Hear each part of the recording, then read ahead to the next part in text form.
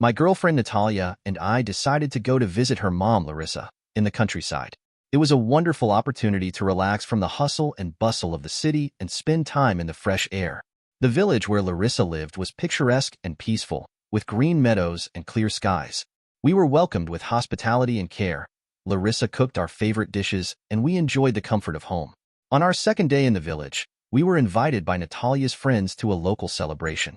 It was a significant holiday for the village, and all the villagers were coming together to celebrate. The celebration was held in a spacious meadow decorated with bright garlands and flowers. There was music, the smell of kebabs, and the atmosphere was saturated with fun and joy. There were a lot of people at the event: neighbors, relatives, friends, and acquaintances of Natalia. The tables were bursting with treats, and everyone was offered to taste local delicacies and homemade drinks. Alcohol was flowing, and the mood was high. Natalia and I laughed, danced, and enjoyed each other's company. In this burst of fun and general joy, I didn't notice how Natalia disappeared from one of her friends. At first I thought that she had simply gone to talk to someone or to help Larissa with cooking, but when a considerable amount of time passed and she was still nowhere to be seen, I began to worry.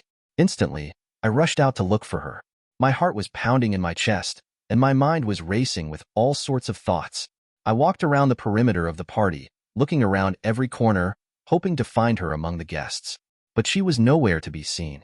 Finally, I started circling the more remote parts of the clearing and the area around it, trying not to panic. My anxiety was growing by the minute. I tried to stay calm and think rationally, but the anxious thoughts wouldn't leave me. Where could Natalia be? Why did she leave with this friend? What was going on? These questions kept me on my toes. At some point, I felt the ground slipping away from under my feet, and it became difficult to breathe. I kept searching, looking in every nook and cranny until finally I heard muffled voices and laughter coming from behind the trees. It was her laughter. My heart beat even harder, and I hurried that way, hoping that my worst fears would not be confirmed. I found them together in a secluded corner of the garden. My steps slowed when I heard Natalia's muffled laughter through the dense foliage. I cautiously stepped closer, careful not to draw attention to myself, and froze when I saw a picture that pierced my heart. Natalia and her friend were standing too close together, their bodies almost touching. He held her hand gently. Their faces were too close, and there was more than friendly understanding in his eyes. As if mesmerized, I watched the scene, unable to believe my eyes. Their conversation was so intimate and trusting that it was immediately apparent. They didn't notice anyone around them, completely absorbed in each other. Natalia laughed at his jokes, her eyes shining with joy and admiration. His hands gently touched her shoulders, and she didn't push him away. On the contrary, her body was drawn to him. At that moment, I felt the ground slipping away from under my feet, and a fire of rage and resentment flared in my chest. Everything inside me was boiling. My heart was beating like it was ready to burst out of my chest. I wanted to burst into that secluded corner, to make a scene, to demand an explanation. My fists clenched with tension, and I felt my nails dig into my palms. The world around me seemed to collapse in an instant, turning into an endless swirl of pain and anger. Without a word, I turned around and walked quickly back to Larissa's house. There were a lot of thoughts going through my head, and all of them were colored with pain and anger. Every step was hard, as if my legs were filled with lead. I could barely hold back my tears, trying to keep my dignity. A storm of emotions raged inside me, and I didn't know how to deal with it. When I approached the house, Larissa seemed to notice my condition at once. She stood on the threshold, looking at me worriedly. Her eyes were full of sympathy and anxiety. At that moment, I realized that I needed to talk to someone, to share my pain. Larissa had always been a support for me, and I hoped that now she would help me cope with this blow. Trying not to show my emotions, I entered the house and headed for the living room. Larissa followed me without asking too many questions. I felt her arms around my shoulders, and that touch brought some comfort. The pain was still pounding in my chest, but next to Larissa I felt a little calmer. She always knew how to find words of support and understanding, and at this moment her presence was especially important to me. She always supported me, sometimes even more than her daughter. Our relationship was always warm and friendly, but at times there was a slight flirtation between us. It was more like a joke, without any serious intentions, but we both enjoyed the game. The moment I returned to the house, filled with pain and rage, I suddenly had the perfect plan for revenge in my head. I couldn't just leave Natalia unpunished for her betrayal. Larissa sat next to me on the couch, listening intently to my every word. I told her what had happened at the party, how Natalia had disappeared with one of her friends, how I had found them together in a secluded corner of the garden, their closeness and their laughter. With each new detail I added to my story, Larissa's face grew more grim and indignant. Her eyes burned with anger, and I could see that she, too, felt hurt that her daughter had acted so low. She listened to me without interrupting me and only nodded as a sign that she understood. When I finished my story, tears welled up in her eyes. Larissa was truly shocked and saddened by Natalia's behavior. She had always considered her daughter a worthy girl, and such an act was a real blow to her. At that moment I realized that our revenge plan could not only comfort my wounded heart, but also help Larissa deal with her own disappointment. Larissa sat closer to me and hugged me, expressing her worries and support. Her embrace was warm and comforting. I felt her hands trembling slightly, but at the same time they brought me a sense of security and understanding. We sat like that for a few minutes until I decided to take the first step in realizing my plan. I gently placed my hand on her knee and noticed that she didn't mind. On the contrary, her eyes looked at me with the same glint I had seen in them before when we occasionally flirted. Slowly, as if testing her reaction, I began to move my hand higher up her leg. Larissa didn't pull away, and I felt the spark between us flare up again. It was something new, not the light flirting we were used to. At that moment our feelings and emotions blended into one. Larissa, despite her age, looked amazing. Her slender body and model figure caused admiration. I felt all the tension and resentment against Natalia begin to fade away, giving way to a new feeling. It was the moment when we both realized that we could find comfort in each other. Our intimacy was an act of revenge, but it also brought us both a sense of release and a new connection. Even though Larissa was 50 years old, she looked 35, her skin was smooth and her body taut. It was the best hours of my life as we merged in passion and understanding. After this incident, I decided to break up with Natalia. This decision was not easy for me, but the betrayal could not be forgiven. However, life went on, and I often visited Larissa. Our meetings became regular, and every time I visited her, we spent time together, enjoying each other's company. Larissa became for me not only a comfort, but also a source of new strength and confidence. Her care and attention helped me heal the wounds Natalia had inflicted on me. Natalia, of course, found out about our relationship with her mother. I could see how painful it was for her to watch. Her eyes were filled with despair and resentment, but there was nothing she could do about it. She realized that she had caused the breakup and now had to accept the consequences of her actions. This knowledge gave me a vengeful satisfaction. I felt that by continuing my relationship with Larissa, I was avenging Natalia for her betrayal. Every time I saw Natalia suffering, my pain subsided a little.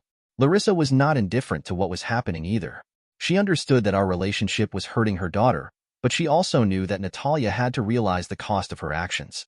Larissa and I shared our feelings and thoughts, discussed everything that had happened, and together we looked for ways to move forward. Our conversations were frank and deep, and each time we became more and more attached to each other. Every time I visited Larissa, I felt a vengeful satisfaction. It was a kind of ritual that reminded me that I wasn't broken, that I had found a way to deal with the pain and resentment. The time I spent with Larissa became not only a means of revenge, but also a way for me to find a new purpose in life. We laughed together, discussed our plans and dreams, and I felt myself gradually coming back to life. That's how we lived on, each with our own secrets and bitterness. Larissa became a support for me, and I became a new meaning for her. Our relationship, despite its complexity, brought us both comfort and joy. Natalia stood back, watching our new life and realizing that what she had done had changed our fates forever. She saw how I found comfort in her mother's arms, and this knowledge tormented her, reminding her that all our actions have consequences. Story 2. My wife and I were invited to the wedding of my childhood friend, Peter. Peter and I were inseparable during our school years, but after graduation our paths parted. He went to live in another country, where he got a job, met new people, and finally found a wife. And now, years later, he returned to his homeland to celebrate this important moment in his life with old friends and family. Peter called everyone he knew, including the new friends he had made abroad. Among these new friends was Miroslav, a successful businessman with an impressive fortune. Miroslav was a man of strong charisma and charm, which immediately attracted attention to him. When my wife Alina and I arrived at the wedding, we were seated at a long festive table decorated with flowers and candles. And it so happened that Alina sat next to Miroslav. The wedding celebration was in full swing. Music, laughter, toasts. Everything created an atmosphere of joy and carefree. I saw Alina and Miroslav start talking animatedly. They laughed at each other's jokes, and I noticed that their conversation became more and more lively. Miroslav, possessing a natural charm, was able to find a common language with women, easily winning their sympathy. He told stories from his life, joked, and everyone who sat next to him laughed with him. Alcohol also played a role in this communication. Under the influence of wine and champagne, people became more open and talkative. I saw Alina smiling at Miroslav more and more often, her eyes shining with interest. My heart began to clench with slight jealousy. I knew she was just having fun, enjoying the company, but an inner voice kept me on my toes. I tried to distract myself by talking to the other guests, but my eyes kept returning to Alina and Miroslav. Every time I saw them laughing together or Miroslav leaning towards Alina to whisper something in her ear, my anxiety increased. Eventually, I calmed myself with the thought that nothing serious could happen. It's just an evening, just a wedding reception where everyone is having fun and enjoying themselves. However, by the end of the evening, Alina and Miroslav exchanged phone numbers, and I didn't even realize it. It seemed like a small thing, but it was from that moment that the changes in our lives began. From that moment on, they began to actively communicate behind my back. Their conversations gradually became more and more frequent and personal. I noticed that Alina smiled more and more often while looking at her phone, and every time I asked her who was texting her, she answered evasively, saying she was just a friend. It started to bother me, but I tried not to pay much attention to it, thinking it was just an innocent friendship. One day, coming back from work, I suddenly saw Alina getting out of an expensive car. It surprised me, because we didn't have that kind of money for a cab. The car was obviously not one of those that you can meet on our streets every day. I stood nearby and did not immediately decide to approach. I just watched. Alina looked relaxed and happy, her face lit up with a smile. She said goodbye to the driver and headed toward our house. The next day, I saw her getting out of the same car again. This began to seriously alarm me. The car looked like it belonged to someone very rich, and I knew it couldn't be just a coincidence. That evening when she got home, I decided to ask her straight out, "Where did you get the money for such an expensive cab?" I asked, trying to speak calmly, but a note of jealousy slipped into my voice. Alina looked at me calmly and, as if it were no big deal, answered, "Miroslav is giving me a ride. We're on the way, and he offered me a ride." Something in my heart thumped sharply with jealousy. I tried not to show my feelings, but everything was boiling inside. I felt that our relationship was starting to crack at the seams, though I couldn't yet figure out what exactly was wrong. This continued for some time. Alina was using Miroslav's services more and more, and every time I asked her where she'd been, she made excuses. Her delays at work became more and more frequent, and she came home later and later. I tried to trust her, but an inner voice kept me on my toes. One day, when she got home late at night, Alina told me that work was backlogged and the whole team was staying overnight to work. This was unexpected and made me suspicious. I knew her work was important to her, but these delays were starting to happen too often. I couldn't sleep for a long time that night, running through every possible scenario in my head. My thoughts were dark, and I didn't know how to deal with the growing feelings of jealousy and mistrust. Soon our relationship began to visibly suffer. We began to communicate less, to argue more. I tried to talk to Alina, to understand what was going on, but she avoided talking, assuring me that everything was fine. But I felt that there was a wall between us, which was getting higher every day. My jealousy and anxiety were growing, and I didn't know how to regain the closeness and trust we used to have. One evening when I came home from work, Alina suddenly told me that she was filing for divorce. Her words sounded like a thunderclap. I felt a sharp pain in my heart from these words and did not know how to react to it. We were sitting at dinner, and her eyes, usually so warm and loving, now looked at me with cold determination. She told me that she didn't love me anymore and that our relationship was exhausted. Her words stabbed into my heart like sharp daggers, and I felt like I was losing ground beneath my feet. "Why?" I asked, barely holding back tears. Did it have something to do with Miroslav? I hoped to hear a denial, but Alina just looked at me silently, and in her gaze I saw the answer to my question. This silence was more eloquent than any words. In her eyes I saw that she had already made up her mind, and that there was no more room for me in her heart. She packed her things and left the apartment, leaving me alone in our house, which now seemed empty and alien. The divorce was very painful for me. Every meeting with the lawyers, every document that had to be signed, every conversation about the division of property, it all caused me unbearable pain. I felt betrayed and devastated. I couldn't believe that the woman I loved with all my soul now belonged to someone else. All our shared dreams, all the plans for the future, all the moments of happiness we had shared, all of it now seemed like an illusion to me.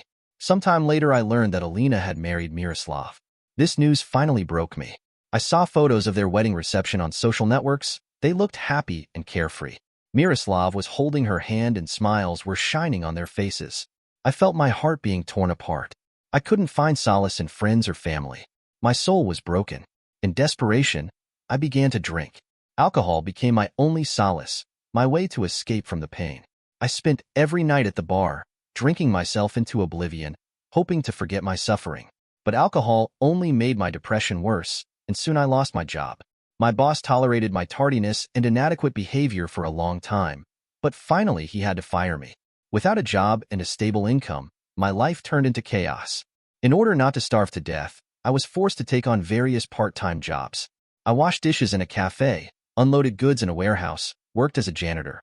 I accepted any job to earn a living. Every day was a struggle for survival. I didn't know how to get out of this state, how to find the strength to start again. Many years passed, but my black streak never ended. Because of my hard life, I developed chronic illnesses. I began to get sick often, and my health problems only got worse. I went to doctors, but treatment was expensive and I couldn't always afford it. My physical pain was becoming unbearable, but my mental pain was even worse. No one wanted me, and everyone forgot about me. My friends turned their backs on me. My family stopped keeping in touch too. I was alone in the world and my days passed in loneliness and despondency. I felt that my life had lost its meaning, that I had become an empty place. Alina at this time was living a happy and rich life. I saw her sometimes on the streets of the city. She looked happy and contented. Her face was glowing with joy. She wore expensive clothes and drove luxury cars. She had found her happiness and I was alone with my pain. It was hard for me to see her life take shape while mine was falling apart. I knew I had to make a change, but I didn't know where to start. My life became an endless series of gray days, and I saw no light at the end of this dark tunnel. In my soul lived only pain and despair, and I did not know how to find the strength to continue living. I want to apologize immediately for possible errors in the text or dubbing. I am just learning, and the language of this channel is not my native language. The dubbing is done with the help of artificial intelligence. Please point out errors so I can fix them and improve the quality of the content. Also, I will be glad if you share your thoughts on the topic. Your support in the comments is very motivating for me to keep looking for new, interesting stories. Thank you for your understanding and participation. Subscribe to the channel and put a bell to not miss new stories.